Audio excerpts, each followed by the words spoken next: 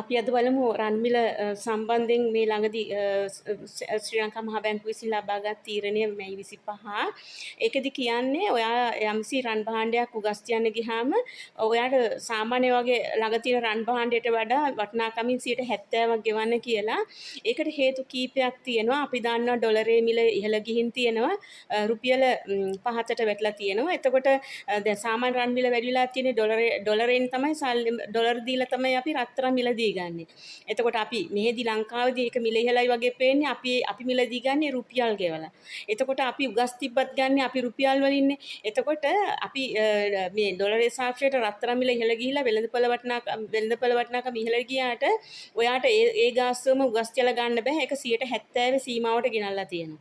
එහෙම ගෙනල්ලා තියෙන්නේ හේතු කීපයක් තියෙනවා. රන් මිල ගොඩක් වැඩි වෙලා තියෙන අවස්ථාවක මිනිස්සු ගොඩක් රන් උගස් තියන්න ගියොත් එහෙම ඒකෙන් ලෝන් ගන්න බලනවා.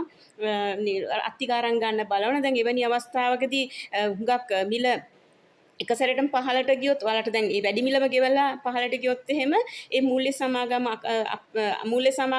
වල තියෙන මූල්‍ය ශක්තිය අසමබර වෙනවා. ඊළඟට ඒක ඉතින් රිස්ක් එකකුත් තියෙනවා වෙළඳපළට. ඉතින් ඒ නිසා තමයි ඒක එහෙම කරලා තියෙන්නේ. නමුත් රන් මිලේ වටිනාකමයි. හැබැයි ගෙවන ගාණ නියාමනය වීමක් තමයි එතනදී වෙලා තියෙන්නේ. ඔයාලා දන්නවා ශ්‍රී ලංකා මහ බැංකුව තමයි මූල්‍ය සමාගම් වල බලපත්‍ර නිකුත් කරන්නේ. ඉතින් රත්තරන් ගස් තියෙන එකත් ඒකට අයිති. ඉතින් ඒ සම්බන්ධයෙන් වෙළඳපළ සම්බන්ධයෙන් ගත තීරණයක් තමයි මේක. ඉතින් ඔයා උගස් කඩේකට ගිහිල්ලා ඔයාගේ රත්තරන් වලට ගාණ අඩුවෙන් දුන්නයි කියලා ඔයා කලබල කරන්න එපා. මේක මේ 2026 මේ 25 ගතු මේ ප්‍රතිපත්ති තීරණයක් නේ. එතකොට ඒකට අපිට හිස නමන්න වෙනවා. ඒක රාජ්‍ය තීරණයක් නේ. ඒ නිසා ඊට කලින් ඔයාගේ රුපියල් ලක්ෂයක භාණ්ඩයකට රුපියල් 80000ක් ගෙවුවා නම් දැන් ඔයාගේ ලක්ෂයක භාණ්ඩයකට ගෙවන්නේ රුපියල් 70,000යි. එහෙමයි ඔයා සරලව මේක තේරුම් ගන්න ඕනේ. ඉතින් රත්තරන් කියන්නේ හොඳ ආයෝජනයක් උද්දමනයේ තියෙන කාලෙක.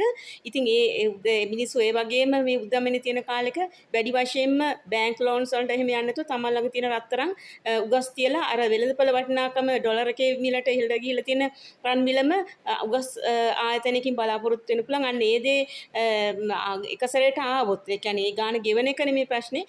එක සැරේට රන් මිල බැස්සොත් අර මූල්‍ය සමාගම් වල තියෙන මූල්‍යමය ශක්තිය සම්බන්ධයෙන් තමයි එතන සම්වර්ධතාවය ඇති කරන්න යන්නේ මම හිතන්නේ. ඉතින් මම මේ සම්බන්ධයෙන් එක්ස්පර්ට් කෙනෙක් නෙමෙයි. ඉතින් ඔයාලට පුළුවන් මම දාලා තියෙනවා ඩිස්ක්‍රිප්ෂන් එකේ ලින්ක් එක සෙන්ට්‍රල් බැංක් එකේ. ඉතින් ඒක ඔයාලට කියව ගන්න පුළුවන්. මම තව විස්තර දාන්නම් කමෙන්ට්ස් වල.